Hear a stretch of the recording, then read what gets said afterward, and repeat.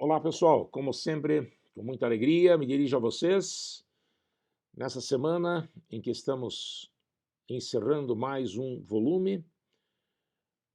O volume número 7 estará sendo encerrado nessa semana e também, coincidentemente, nós começamos um novo assunto. Terminada a dinâmica impulsiva, nós teremos em seguida 3 encontros sobre estática, a parte da mecânica que estuda o equilíbrio.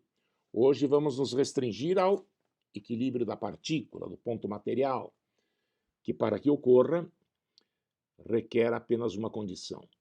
A resultante das forças que atuam sobre a partícula deve ser nula. E ela pode se encontrar, de acordo com as leis de Newton, em repouso, caso em que falamos em equilíbrio estático, ou em movimento retilíneo uniforme, quando alguns usam o termo equilíbrio dinâmico para essa situação.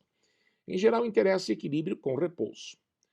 Essas condições que você aprende nessas 3 aulas são as que alimentam os engenheiros civis no cálculo estrutural.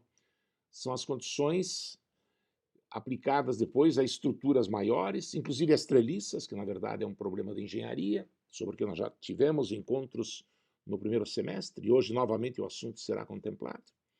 Então é uma abordagem básica para algo que se revela útil na sequência para a engenharia civil, mas que também o engenheiro mecânico, engenheiro químico, engenheiro eletricista tem que ter noções dessa matéria de segundo e terceiro ano, é quase ciclo básico. A estática do ponto material, a resistência dos materiais, não o cálculo estrutural, isso é coisa, claro, para engenheiro civil. De qualquer forma, para o vestibular, todos nós devemos ter esse conhecimento.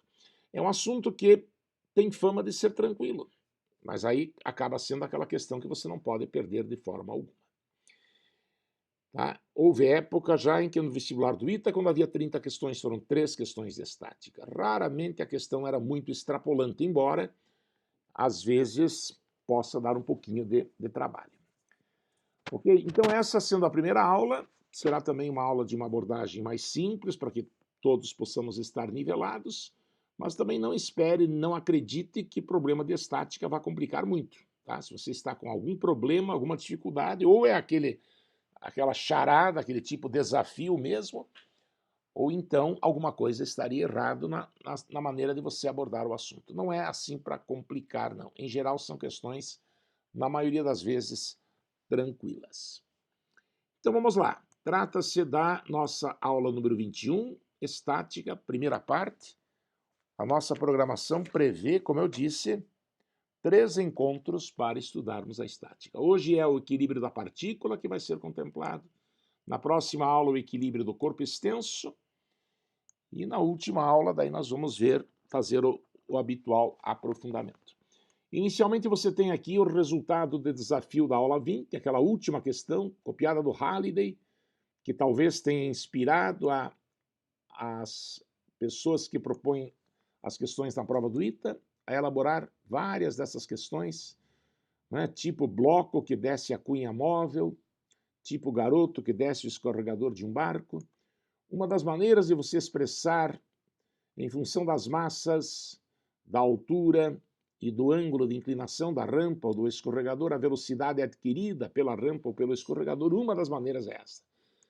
Tá? Com satisfação eu vi que muita gente se deu bem, chegou lá, muitos inclusive perguntaram sobre uma outra possível resposta, não em função da tangente do ângulo, mas em função de seno ou cosseno.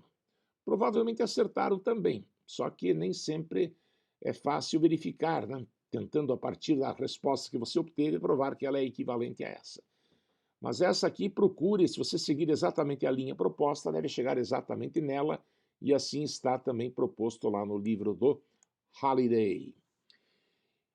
Então vamos lá, problemas de equilíbrio da partícula que vão aqui servir de modelo para que você possa encaminhá-los quando eles aparecerem no grande dia. Em 2007, no ITA, então, caiu essa questão. No arranjo mostrado na figura com polias, o fio inextensível e sem peso sustenta a massa M maiúsculo e também, simetricamente, 2 massas M minúsculo, em equilíbrio estático, desprezando o atrito de qualquer natureza. O valor de H da distância entre os pontos P e Q é. Então, pessoal, a princípio esse sistema poderia estar em equilíbrio com este fio entre as polias na horizontal, quando então no ponto médio amarrou-se o bloco de massa M maiúsculo, sendo a distância entre as polias, isso é dado também, igual a 2L, embora isso não esteja mencionado no enunciado, está nas alternativas e também está na figura, considere um dado. Evidentemente, ao se amarrar essa massa M maiúsculo, o fio desce, o ponto médio do fio onde o corpo foi suspenso desce e as duas massas Mzinho sobem, sendo que o deslocamento do ponto médio do fio é, então, a grande incógnita. É o H, é o que o problema pede. Evidente, quanto maior for Mzão, né, maior deve ser o H. A princípio, eu sou tentado a acreditar que a resposta deve ser a letra a letra C ou a letra B. Apesar de que tem um Mzão no denominador também, mas eu não acredito que ao aumentar Mzinho o H deva aumentar, né? Então eu já rejeitaria imediatamente a letra D e a letra B também me parece visivelmente absurda. Aquela reflexão, né, que convém que a gente faça sem querer adivinhar, mas já para eliminar algumas alternativas. Como é que resolve então? DCL, diagrama do corpo livre, é o que a gente tem feito nos problemas de estática desde o primeiro semestre, né? Na figura, então, copiada aqui embaixo, estão representadas as forças que agem sobre as massas. Os pesos das massas Mzinho G, o peso da massa Mzão G, o equilíbrio é garantido pela força de tração, no caso das massas Mzinho vertical para cima, por isso T é igual a Mzinho G, para haver equilíbrio das massas Mzinho, e para garantir o equilíbrio do ponto Q, o peso vai ser equilibrado por essas duas trações que têm direções aí inclinadas. Estamos propondo uma resolução por decomposição. Nós vamos ver hoje que há 3 métodos para resolver problemas de equilíbrio da partícula. O nosso preferido tem sido a decomposição.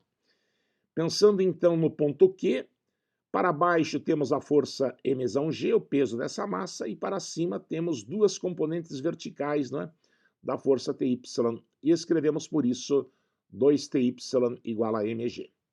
Não está indicado no desenho, eu não indiquei para não carregar a figura, mas eu chamarei de alfa o ângulo que cada pedaço inclinado do fio forma com a horizontal, de modo que Ty se exprime por T seno de alfa. Seno de alfa, cateto oposto por hipotenusa, será H dividido por hipotenusa de um triângulo retângulo, cujos catetos são H e L, vale raiz quadrada de H2 mais L2. O T já é aqui substituído por mg, como a gente sabe, né, para garantir o equilíbrio das massas Mzinho dos dois lados. G simplifica, elevamos os dois membros ao quadrado para eliminar a raiz, fica 4m ao quadrado H ao quadrado, a raiz está sendo deslocada para o segundo membro, elevado ao quadrado, fica m2 que multiplica H2 mais L2. Em seguida isolaremos H2. H2 que multiplica 4m2 menos Mzão 2 que vem para o segundo membro igual a M2L2. Tirando a raiz e passando o fator entre parênteses, dividindo, raiz de M2L2 dá ML, sobre raiz quadrada de 4mzinho ao quadrado menos mzão ao quadrado. Resposta da letra A. Enfim, como você viu, decomposição é um método conhecido de vocês, eu tenho certeza, há muito tempo, desde a primeira série, já empregamos em várias situações da própria dinâmica, mas também da própria estática, naquelas aulas que tivemos no primeiro semestre, como preparação para as treliças, que nós já estudamos. Aliás, naquele momento abordamos mais as treliças que caíram no IME, né? Hoje nós vamos lidar também com treliças que têm caído também na prova do ITA. Além do método da decomposição, existem mais 2 métodos conhecidos pelo nome de método da linha poligonal e também teorema de Lamy. Eu não vou abordar nessa aula o teorema de Lamy, ele é totalmente desnecessário, até pode facilitar em algumas situações especiais, mas não tenho notícia de alguma questão em qualquer vestibular que só pelo tal teorema de Lamy, que no colégio a gente detalha, que ele tenha sido indispensável. Tá? Quem tiver curiosidade, que por favor procure, mas é absolutamente desnecessário. Como o meu método preferido é decomposição, de propósito, os 2 próximos exercícios, que ainda vão ser tranquilos, um deles da AFA, inclusive, eu vou resolver pelo método da linha poligonal ou método do triângulo, já que o polígono que vai aparecer aí é um triângulo. Mas ele poderia ser também tranquilamente feito por decomposição usando a mesma técnica que você acabou de ver. Ok? Preferimos decomposição, mas não é o único método. E às vezes o outro é mais rápido, às vezes é. A mim o trabalho não assusta, né? Você já viu que a pessoa geraldiana aqui é uma pessoa dedicada, uma pessoa que não se incomoda de carregar um piano nas costas. Trabalho não me assusta. E decomposição é sinônimo de trabalho, trabalho braçal. Tá? Mas é bom conhecer, eventualmente pode ser interessante conhecer o método da linha poligonal. Como é que funciona? Exercício 2. Então, questão da AFA. Na figura, os fios são ideais. O corpo de massa M maiúsculo e a aceleração da gravidade. O corpo tem massa Mzão e a aceleração da gravidade local vale G. A intensidade da tração no fio e da força F, que mantém o sistema em equilíbrio, vale. Então, pelo que eu entendo nesse desenho, havia uma massa M suspensa ao teto por um fio, como se fosse de fato um pêndulo, mas alguém com a mão talvez aplicou lá no ponto B uma força F para a esquerda, dando a este corpo um deslocamento de modo a fazer com que o fio formasse com a vertical um ângulo θ. Nessa experiência, para que o ângulo seja θ, requer-se uma determinada força. Meu coração diz que quanto maior for F, maior é θ. Essa constatação poderia levar a eliminar alguma alternativa, sem dúvida alguma. E também, meu coração também diz, e o enunciado ratifica, que o fio AB, no caso, fica tracionado. Nós vamos calcular essas duas forças. Na ordem, primeiro a tração no fio e depois o valor da força F para que o ângulo seja θ.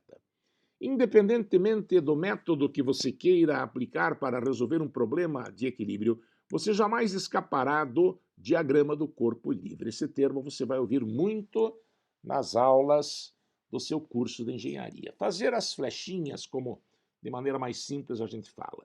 O ponto B fica sujeito a uma força igual a mg, o peso do bloco suspenso, fica sujeito a essa força F exercida por esse agente externo e o fio fica tenso. O movimento de B para a esquerda ou para baixo, como deveria ocorrer pela ação de F e de mg, não ocorre porque o fio segura.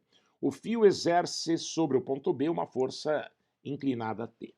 Se eu fosse fazer por decomposição, não tenha dúvida, a gente decompõe a força inclinada, como fizemos há pouco, Tx e Ty, né? Tx igual a F e Ty igual a mg, daria um sisteminha que resolveria rapidinho o problema.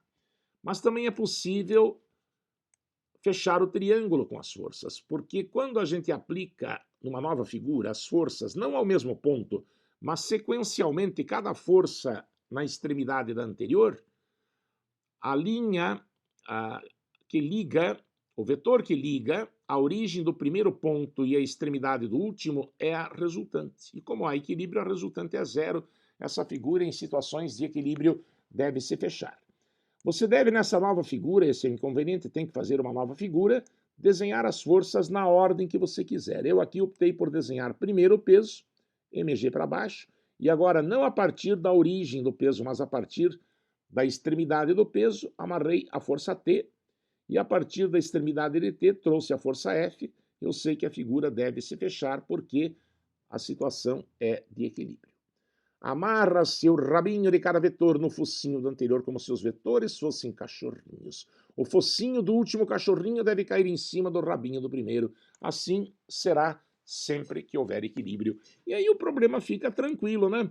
Eu vejo no desenho um triângulo retângulo, sim, porque F é horizontal e o peso é vertical, então aqui nós vamos ter ângulo reto, onde θ é um ângulo agudo, é o ângulo que o fio forma com a vertical, ou seja, também é o ângulo que T forma com o peso, onde a hipotenusa é T, o cateto oposto a θ é F e o cateto adjacente é mg. Por isso, para calcular T, lembrando que M é conhecido, você relaciona o cateto adjacente a θ com a hipotenusa, isso trabalha com o cosseno. Cosseno de θ, cateto adjacente sobre hipotenusa, vale mg sobre T.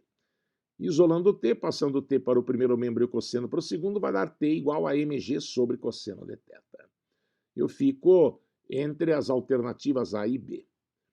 Tá? E agora, para calcular também a força F, é cateto oposto a θ, nós optamos pela tangente, porque o cateto adjacente envolve a massa, que é um dado. Tangente de θ, então, F sobre mg, cateto oposto sobre adjacente, passando mg multiplicando, F igual a mg tangente θ, e assim ratificamos que a resposta certa é a da letra B.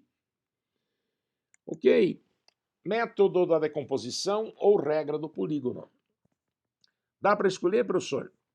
Infelizmente, não. O método da linha poligonal é interessante quando aparece um triângulo, quando forem 3 forças. Agora, se forem 4, 5, muitas vezes você recairá num quadrilátero, num pentágono, vai estar aprontando para a sua cabeça. Tá? Em geral, a gente usa polígono para facilitar, para agilizar. O método mais geral é mesmo o método da decomposição, que nós usaremos sistematicamente nas aulas seguintes, já usamos em aulas anteriores também nos problemas de dinâmica. Mas justamente para valorizar um pouquinho mais o método do polígono, vamos ver mais um problema clássico, por sinal, já vem vários vestibulares, resolvido aí pela regra do polígono. Mais um exercício de sala de aula, o exercício número 3 de uma universidade paulista aí. Mas já caiu na Federal do Paraná, no tempo da prova discursiva, aliás, atualmente é discursiva, mas na discursiva no formato de antigamente, exatamente esse problema já havia caído. É clássico. A esfera apresentada tem peso de 150 newtons, encontra-se em equilíbrio pendurada em uma parede por uma corda. O comprimento L indicado é 2R, é o dobro do raio da esfera, onde R é o raio. A tração exercida pela esfera sobre a corda vale. Ele só pede a tração. Novamente, a gente começa pelo DCL, que forças agem sobre a esfera, age naturalmente o peso, e se ela tem peso, por que ela não cai? Ela não cai porque o fio segura, então o fio exerce na sua própria direção a força T. Com isso, essa bola tende a balançar feito um pêndulo, mas a parede rígida impede esse movimento, como que dizendo para a esfera, daqui você não passa. A parede empurra, então, a esfera horizontalmente para a direita. Um detalhe, não se cita no enunciado se existe ou não atrito. Nós estamos resolvendo esse problema considerando a parede lisa. Cuidado, haverá problemas depois, lá dos livros russos, eu colocarei nas aulas futuras, onde haverá atrito. Daí, como a tendência da esfera é de descer, atrito para cima também terá de ser desenhada e já seria uma quarta força. Com certeza o problema complicaria um pouquinho, tá? Aqui a parede se supõe lisa. Um dia, acho que já falei para você, sempre que uma superfície lisa tiver contato com um objeto, a força que a superfície faz sobre esse objeto é normal à superfície. Atrito só poderia ser responsável por uma componente tangencial. Quando o atrito não existe, quando a superfície é lisa, a força necessariamente é normal. Voltaremos a falar sobre isso. Ao se desenhar as forças na própria figura, elas ficam marcadas a partir do mesmo ponto. O método do polígono exige aquele desenho sequencial, na ordem que você quiser. Aqui eu também... Não, aqui eu não comecei pelo peso. Aqui com certeza eu comecei pela normal. No focinho da normal amarrei T, e no focinho do T eu amarrei P, e assim fechei a figura, tá? Experimente depois usar uma outra ordem, você verá que o resultado será o mesmo. Temos então um triângulo retângulo em que a hipotenusa é T, um ângulo é θ, cateto oposto é o peso 150 newtons e o cateto adjacente é N. A força N não é pedida, quem é pedido é T. Por isso eu sei que nós vamos trabalhar com seno. Nós temos o cateto oposto e temos a hipotenusa. Tá? Mas antes disso, teremos de calcular o ângulo que o fio forma com a horizontal, que foi aqui chamado de θ. Eu já vejo aqui um probleminha de formatação, esse Q aqui, o Word lá não entendeu, que eu escolhi a fonte symbol, ou eu esqueci de escolhê-la, né? É para ser θ. Neste triângulo que você vê aqui, a hipotenusa vale L, um cateto é R, esse R é cateto adjacente ao ângulo θ. Tá? Eu não desenhei, não indiquei na figura, mas θ é para ser o ângulo que o fio forma com a horizontal. De modo que cosseno de θ vale R sobre L, cateto adjacente sobre hipotenusa. R sobre 2R, já que L vale 2R. Simplificando dá meio. Se o cosseno vale meio, o ângulo, você sabe, é notável, é de 60 graus. Enquanto que na nova figura, Algumas pessoas mostram dificuldade de trazer o ângulo θ daqui para cá, né? Acredito que você tenha observado, né? O ângulo θ mostrado aqui também estaria aqui. Nesta nova figura, então, temos o cateto oposto, queremos a hipotenusa. O seno relaciona esses elementos, né? Seno de θ vale P sobre T.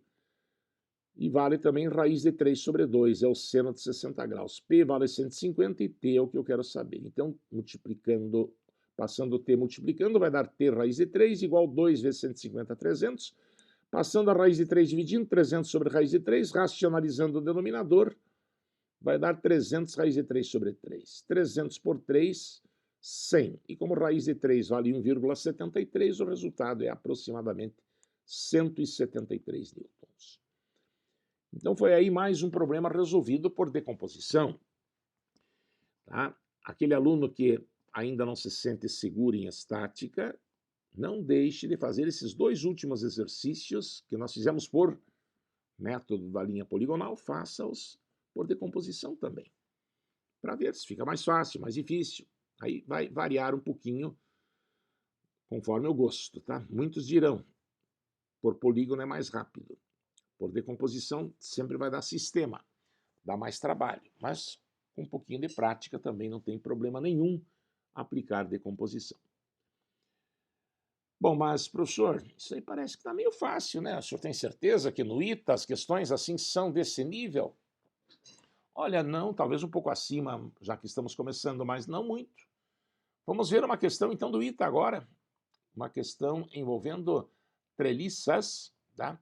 As treliças que no IME costuma se pegar bem mais pesado, no ITA tem caído as mesmas considerações, vamos usar o famoso método dos nós, que nada mais é do que a condição de equilíbrio da partícula, força resultante igual a zero, e vamos ver aí uma das questões de treliças do ITA que caiu recentemente.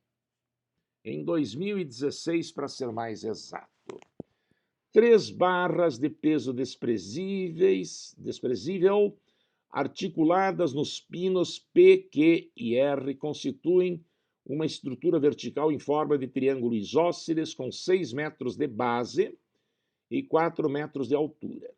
Se o triângulo é isósceles, né, a altura vai dividir a base em 2 pedaços iguais, 3 metros para cada lado, já vou considerar isto. Que sustenta uma massa M maiúsculo suspensa em Q, em equilíbrio estático. O pino P também é articulado em seu apoio fixo, então ele suporta solicitações horizontais e verticais também, já falamos um dia sobre isso. E o pino R apoia-se verticalmente sobre rolete livre, quer dizer, ele só suporta esforços verticais, ele pode horizontalmente se mover. Tá? Mas eu já adianto que não haverá forças externas horizontais sobre esta estrutura. Aqui poderíamos ter também um apoio livre, mas qualquer ventinho também iria deslocar a estrutura. Tá? Só para um comentário sem pretensão por enquanto. Sendo de 1,5 vezes 10 a quarta newtons e 5 vezes 10 ao cubo newtons, respectivos valores máximos das forças de tração e compressão suportáveis por qualquer das barras, o máximo valor possível para M é. Qual é a maior massa que garante que esses valores aí não serão ultrapassados?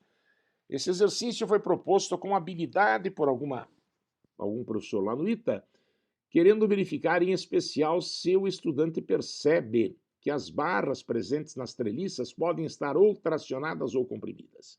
É importante que você identifique de imediato quais as que vão estar tracionadas e quais as que vão estar comprimidas. Isto nem sempre é fácil perceber, embora nessa estrutura o seja, e respeite aqueles valores máximos que o teste diz, né? Que o teste fornece, e com base nisso calcule então a maior massa M que pode ser ali pendurada. Eu pergunto a você, consulte o seu coração.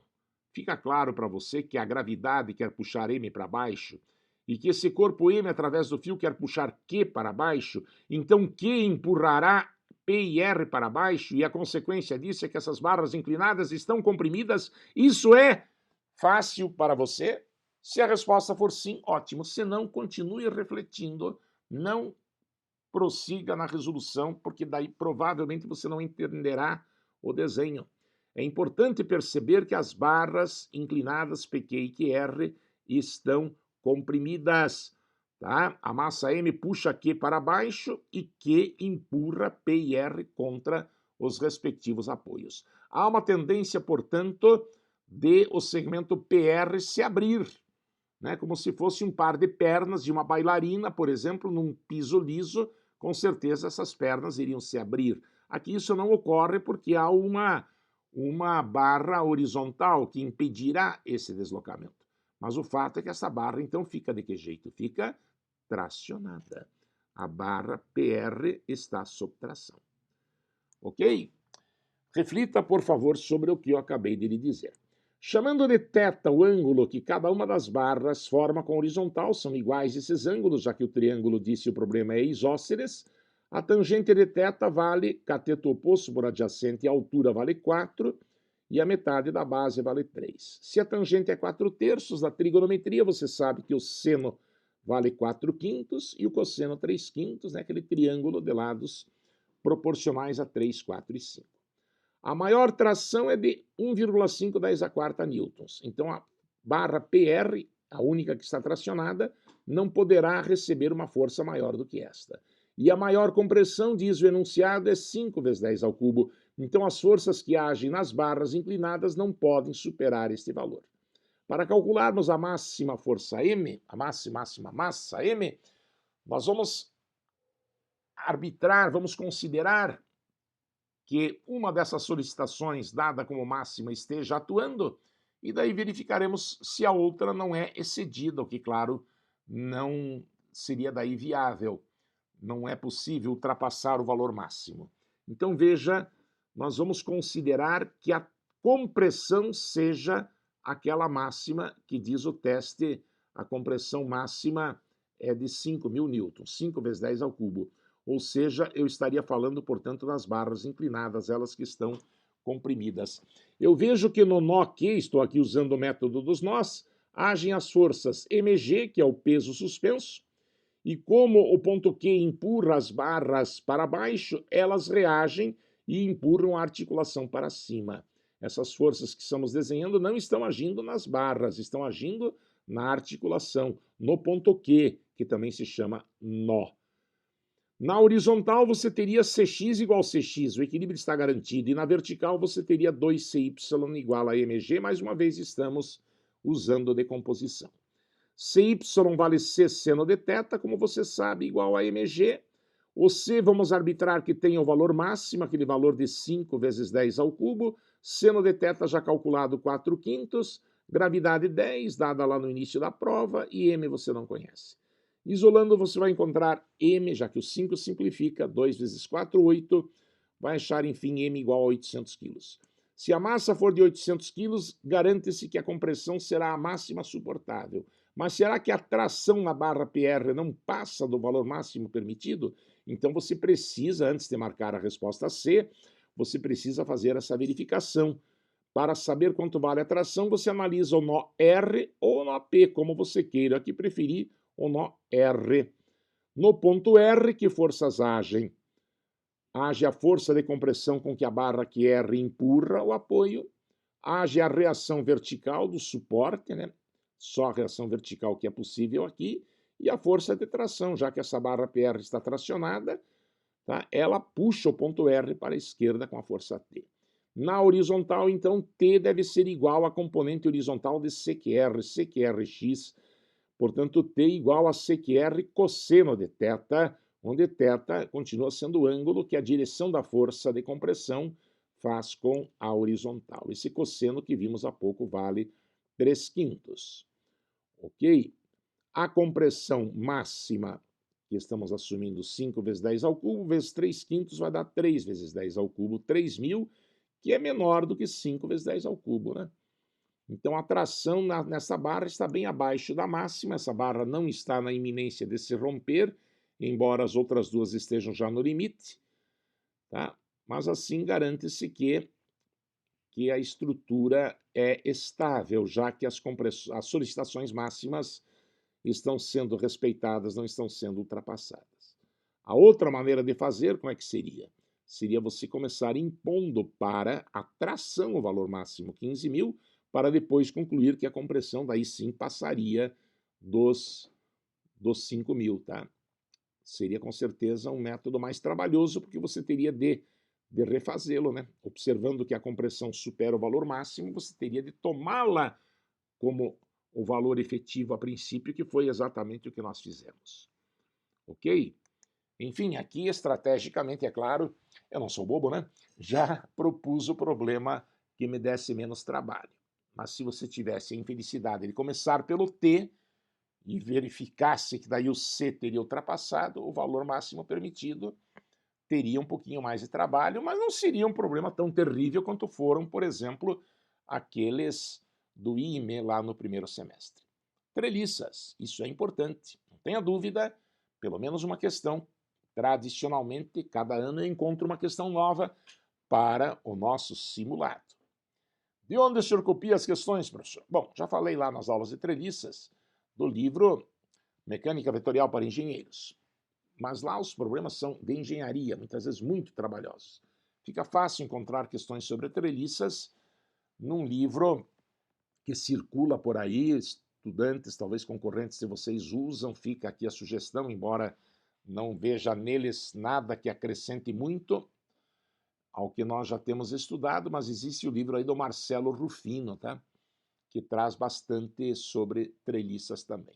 Esse Marcelo Rufino tem mais de 2.000 questões, só que a maioria delas são exatamente as mesmas questões que nós temos nos nossos materiais, questões do ITA, do IME e algumas de FUVEST, Unicamp, que ele coloca lá, quer dizer, não é exatamente só para quem quer fazer o ITA, o IME.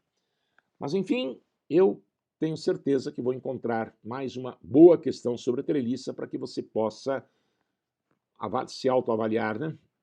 Antes do grande dia, no próximo simulado, que nós já estamos aí em fase de elaboração. Vamos a mais um problema importante, problema envolvendo cilindros, esferas no ITA, ultimamente tem caído bastante. Esse que eu trago aqui, faço isso de propósito, não é do ITA, é da FUVEST. Mas o que eu faço nesse problema, gente, é a mesma coisa que vocês farão no teste número 20, que eu prefiro não fazer aqui, porque não é um bom exercício para aula, requer uma certa abstração, uma visão tridimensional, que geralmente vocês têm pela habilidade de geometria que têm, e também porque recai numa situação de treliças espaciais que nós já vimos. Eu estou aqui dizendo que o teste 20 é resolvível, digamos assim, tomando-se este que vem agora da FUVEST como modelo, e com inspiração eu sugiro lá que se dê uma olhadinha antes de fazer o teste 20, no exercício 4 da aula 10 da frente de teste. Já em época de pandemia, esse problema treliças, né, foi um assunto tratado em uma das aulas lá do primeiro semestre. Vamos ver do que se trata. 3 cilindros iguais, A, B e C. Então tem o mesmo raio, tem a mesma massa, M e R. São mantidos empilhados com seus eixos horizontais por meio de muretas laterais verticais, como mostra a figura. Desprezando qualquer efeito de atrito, determine em função de M e de G o módulo da força que A faz em B, o módulo da força que a parede, melhor, que o piso faz no cilindro B, e o módulo da força que a mureta faz em C. Essa nota aqui foi eu que coloquei. Esse problema desse jeito, ele fica indeterminado. Poderia haver uma força horizontal de contato entre B e C que eu não vou considerar. Eu vou considerar forças de contato entre A e B, entre A e C, mas não entre B e C. Essa existirá conforme o aperto que você dê nessas paredes. Como se eu tivesse colocado esse conjunto numa morsa. Sabem o que é uma morsa? Uma máquina, né, que serve para comprimir manualmente objetos metálicos a fim de dar a eles uma determinada forma que se queira. Então essa observação é importante. Suponha que os cilindros B e C, ao serem introduzidos, ficaram apenas justapostos, sem qualquer compressão entre eles. Tá? O mesmo vale para aquela questão do ITA. E o autor lá esqueceu de colocar essa observação. Esse problema poderia ter outra resposta caso essa força de contato aqui não fosse nula. Essa observação é, portanto, necessária. Novamente, a primeira atitude é desenhar as forças. Eu não estou desenhando os pesos para não carregar a figura, mas é claro que eles estão presentes e são todos iguais. tá? O peso que será naturalmente mg, sendo m a massa de cada cilindro. Eu estou colocando a força que A faz em B, a força que B faz em A, a força que A faz em C e a força que C faz em B, faz em A. Claro que se eu ligar os centros desses cilindros, eu terei um triângulo equilátero, né? Porque os três raios são iguais. Então, os ângulos que essas forças formam com a horizontal valem 60 graus. O piso, para não deixar que B caia, exerce uma força N, essa é a pergunta do item B. A força de contato é a pergunta do item A. E a mureta, para impedir que esses cilindros B e C se afastem, eles que estão apenas justapostos, para impedir o movimento que seria provocado, claro, pelo peso de a parede exerce a força que eu aqui chamei de N'. Eu não quero chamar de FMC simplesmente por uma questão de comodidade. Então veja lá, o cilindro A está em equilíbrio. O peso dele que eu não desenhei é equilibrado pela soma das componentes verticais das duas forças F. Concorda? 2Fy igual a mg. Então, 2F seno de 30, não, Geraldo, é 60. Gente, me desculpem, aqui é 60 graus, eu me enganei, tá? Vou ainda corrigir lá no PDF, mas perdoe-me, acho que não é necessário eu gravar a aula de novo, né? Aqui é 60. O seno de 60 é raiz de 3 sobre 2, tá? Os ângulos do triângulo equilátero são de 60 graus. Falha minha, mas na sequência corrigido, né? F, portanto, isolando, vai dar 2mg sobre raiz quadrada de 3. Aliás, o 2 simplifica, né? Dá mg sobre raiz de 3, racionalizando o denominador, mg raiz de 3 sobre 3. E essa é a força que A faz em B. Também é a força que A faz em C. Tá? Também é a força que A faz em C. Essas forças de contato, devido à simetria da figura, são todas de mesma intensidade. Já no cilindro B, então, está respondido o item A. No cilindro B, age, além do peso que eu não desenhei, age a força normal e a força F, com que A empurra B para baixo. Na vertical, as forças se equilibram, por isso a normal, a força com que o piso sustenta a bola B, é igual ao peso dela, mg, mais Fy, a componente vertical de F. Tá, aqui também a formatação ficou prejudicada. Depois no PDF eu dou uma arrumadinha, mas eu tenho a impressão que dá para acompanhar, né? Então, normal igual a mg mais F, agora sim, seno de 60. No lugar do F eu já coloco o mg raiz de 3 sobre 3 que eu tinha há pouco, seno de 60 raiz de 3 sobre 2. Raiz de 3 vezes raiz de 3 dá 3, com 3 simplifica, então fica mg mais mg sobre 2. Tirando o mínimo, patati patatá, vai dar n igual a 3 mg sobre 2, é a força que esmagaria uma barata que porventura estivesse debaixo de B. Já o cilindro C não escorrega para a direita porque a mureta impede. A mureta exerce uma força horizontal para a esquerda, N', que naturalmente deve estar equilibrando a componente horizontal de F. Por isso, N' é igual a Fx, que vale F cosseno agora de 60 graus. Tranquilo? Cateto adjacente. O Fx é cateto adjacente ao ângulo de 60 graus. F vale mg raiz de 3 sobre 3. Cosseno de 60 é meio, resultado 3 vezes 2, 6. M' vale mg raiz de 3 sobre 6. Certo? Então, esse tipo de problema houve uma época não muito remota, no começo da dessa década atual, né? Nós ainda estamos terminando a década, só em 2021 que começa a década nova, foi lá por 2010, 2011, até 2013, eu diria, caíram alguns problemas de cilindros. Um deles é o teste 20, tá? Outro era aquele, acho que você já resolveu, segundo a lei de Newton, em que esses cilindros eram empurrados horizontalmente e era pedida a máxima e a mínima aceleração. Lembram? Lindo esse problema, mas não é de equilíbrio. Esse já deve ter aparecido lá nas aulas sobre F igual a MA. Então tem caído sim. Por isso eu recomendo não deixe de fazer o teste 20. Tome esse como modelo e, por favor, procure se esforçar para ver no espaço como que ele se desenvolve. Nós fizemos isso já na sala quando trabalhamos com uma certa treliça. Verifique lá que problema é esse. Na verdade, é exatamente igual a esse que caiu no ITA. O problema que eu copiei do Billy Johnston é o mesmo, basicamente, que caiu no ITA, que é esse teste 20. Fica, então, a sugestão, tomar esse exercício como modelo para fazer o teste 20. Provavelmente provavelmente vai constar no slide. Eu lembro que o teste 18 e também o desafio, tá?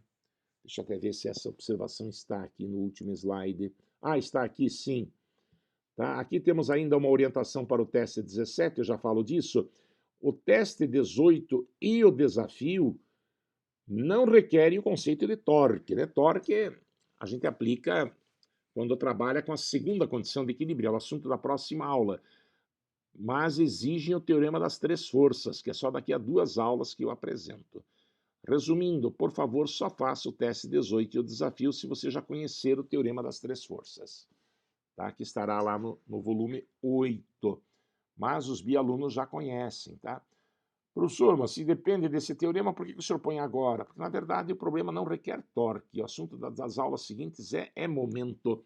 Eu não gostaria de repente, induzi-los a querer aplicar momentos nesses problemas. Então, há uma razão didática, sim, para eles estarem aqui.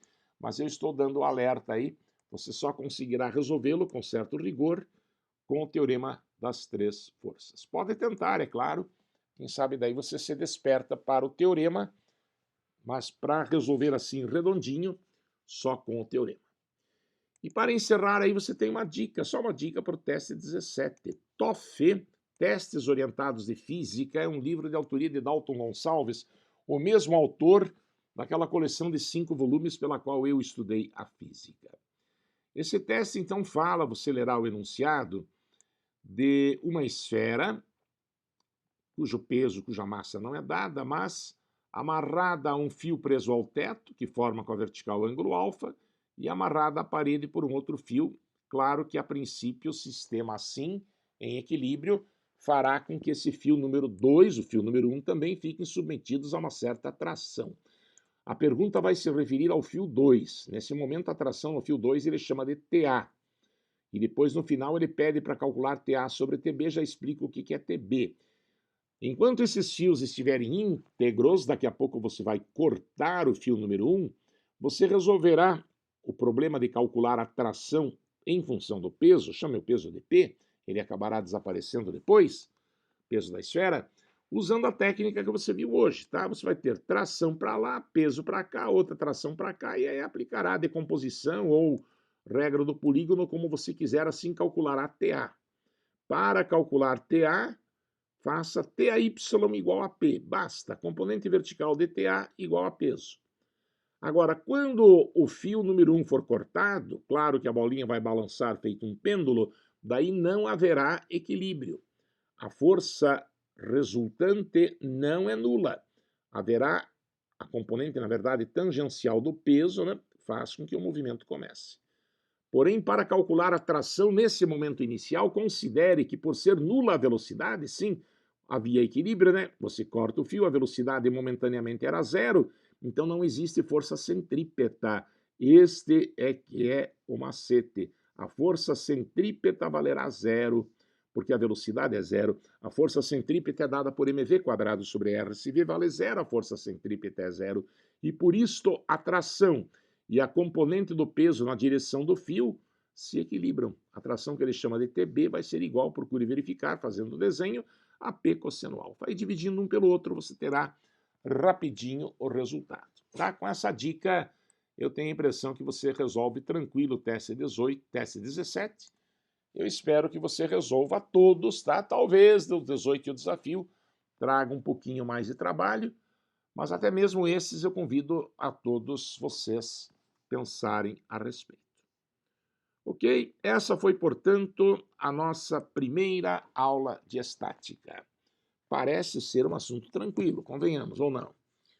Tá, mas humildade nessa hora. Tá? É justamente nas questões fáceis que muita gente muito bem preparada acaba se complicando. Então, com humildade, com o seu ritmo, por favor, faça os exercícios propostos, tá? E situações, vamos dizer, de nível um pouquinho mais elevado, não chega a complicar demais, virão então nos 2 próximos encontros. Ok? Na quinta-feira nós continuaremos com fluidos, com mais Bernoulli, tá? Mais talvez um pouquinho de hidrostática também, em complementação a esse assunto que o professor Marcel também já tem trabalhado. Beleza? Então é isso, pessoal. Agradeço mais uma vez pela sua atenção e espero revê-lo em breve na próxima quinta-feira, ou antes eu estarei 26 horas por dia atendendo aí ao que vocês solicitarem. Se precisarem de auxílio nos testes, deixem claro, professor, manda a resolução, ou manda, como é que eu começo? Tá? Tudo isso é válido. Tá? Não se constranja, não perca muito tempo em cima de um teste, não se obrigue a fazer de imediato todos os testes. Se você notar que perde tempo, peça um auxílio, se você não quiser perder a oportunidade de fazer o exercício. A gente está o tempo todo junto com você nessa caminhada que terminará, eu tenho certeza, com um final feliz. Obrigado pela tua atenção, forte abraço.